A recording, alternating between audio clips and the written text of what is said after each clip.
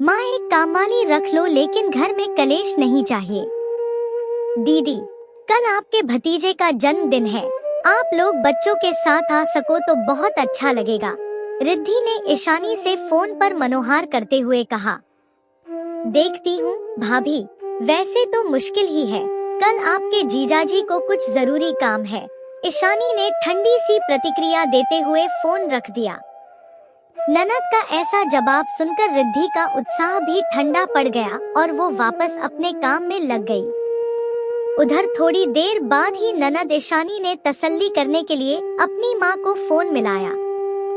माँ, ये बड़ी भाभी का फोन क्यों आया था मुझे वंश के जन्मदिन पर बुलाने के लिए?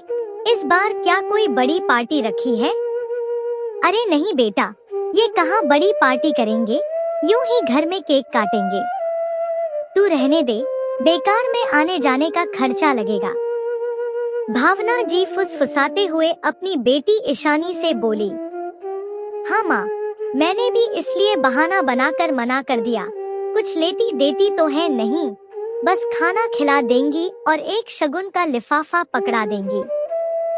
पिछली बार जो साड़ी दी थी वो भी बिल्कुल आउट फैशन की थी। ईशानी शिकायत करते हुए बोली। दोनों माँ बेटी रिद्धि की बुराई करने में मग्न थी। रिद्धि बहुत ही सरल स्वभाव की थी, वो अपने मायके से भी ज्यादा कुछ नहीं लाती थी और पति की कमाई भी सीमित थी। लेकिन रिद्धि को फिर भी किसी से कोई शिकायत नहीं थी, वो तो जितना मिलता उसी में संतुष्ट रहती थी। रिद्धि एक गरीब परिवार की बेटी थी, इसलिए ससुराल में सास ननद ने उसे कभी ऊंचा ओहदा नहीं दिया और ये मानसिकता तब और ज्यादा नीचे गिर गई जब भावना जी के छोटे बेटे की शादी एक पैसे वाले घर की बेटी नीता से हुई और वो छोटी बहू बनकर उनके घर आ गई। उसके लाए हुए महंगे तोहफों और दहेज ने उसे सबके माथे पर बिठा दिया था। घर के सारे काम रिद्धि के जिम्मे आते। नीता तो कह देती, मैंने अपने मायके में कभी काम नहीं किया। छोटे बेटे की नौकरी भी अच्छी लग गई थी तो उसने कह दिया, मेरी पत्नी से काम नहीं होता तो ना सही, एक कामवाली रख लो मगर घर में कलेश नहीं होना चाहिए। इस पर भावना जी बोली, कामवाली की क्या जरूरत है, पहले भी तो घर के काम होते थे, अब भी हो जाएंगे। सिर्फ एक छोटी बहू ही तो ज्यादा हुई है इस घर में, एक जने का काम ही कितना होता है जो अलग से कामवाली रखेंगे। सास और पति की शह पाकर नीता और भी ज्यादा बेफिक्र हो गई। वो तो बस सजने संवरने और घूमने फिरने में ही लगी रहती थी। रिद्धि कुछ कह भी नहीं पाती थी, बस पहले की तरह जिम्मेदारी से सारे काम करती रहती। वंश का जन्मदिन तो बुआ के इंतजार में बीत गया, लेकिन ईशानी नहीं आई। अगले महीने ईशानी के छोटे भाई भाभी की शादी की पहली सालगिरह थी। ईशानी बड़ी उत्साहित थी कि वो लोग जरूर बहुत बड़ी पार्टी देंगे, लेकिन उनकी तरफ से तो कोई फोन भी नहीं आया। ईशानी ने अपनी माँ के पास फोन मिलाया। माँ, क्या छोटे भाई भाभी अपनी सालगिरह की पार्टी नहीं रखेंगे? पता नहीं बेटा, पर मैंने सुना था वो फोन पर होटल बुक करने की बात कर तो रही थी। भावना जी बोली। अच्छा लगता है वो लोग कोई सरप्राइज पार्टी रख रहे हैं, मैं तो जरूर आऊंगी।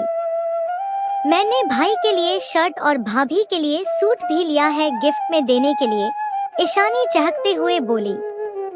बिना किसी बुलावे का इंतजार किए ईशानी सालगिरह के दिन मायके पहुंच गई। नीता के कमरे में जाकर सालगिरह की बधाई देने के लिए ईशानी ने जैसे ही नीता को गले लगाना चाहा, उसने हाथ से रुकने का इशारा किया। अरे दीदी, अभी अभी मैंने बाल सेट करवाए हैं, नीता ने कहा। सॉरी भाभी, आपको सालगिरह की ढेर सारी शुभकामनाएं।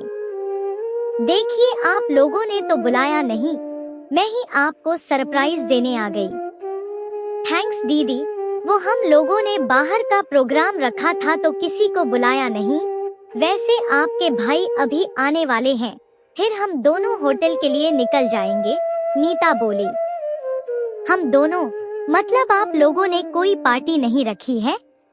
ईशानी हैरानी से पूछ बैठी। दीदी, पार्टी तो है लेकिन हम लोगों ने सिर्फ अपने फ्रेंड्स को ही इनवाइट किया है। वो क्या है ना, वहाँ ड्रिंक वगैरह होगा तो फैमिली के बीच कंफर्टेबल फील नहीं होता। हाँ, हम आप सबके लिए खाना ऑर्डर कर देंगे, आप सब खा लेना, हमें तो आने में देर हो जाएगी, नीता बेरुखी से बोली। ईशानी नीता की बात सुनकर स्तब्ध रह गई।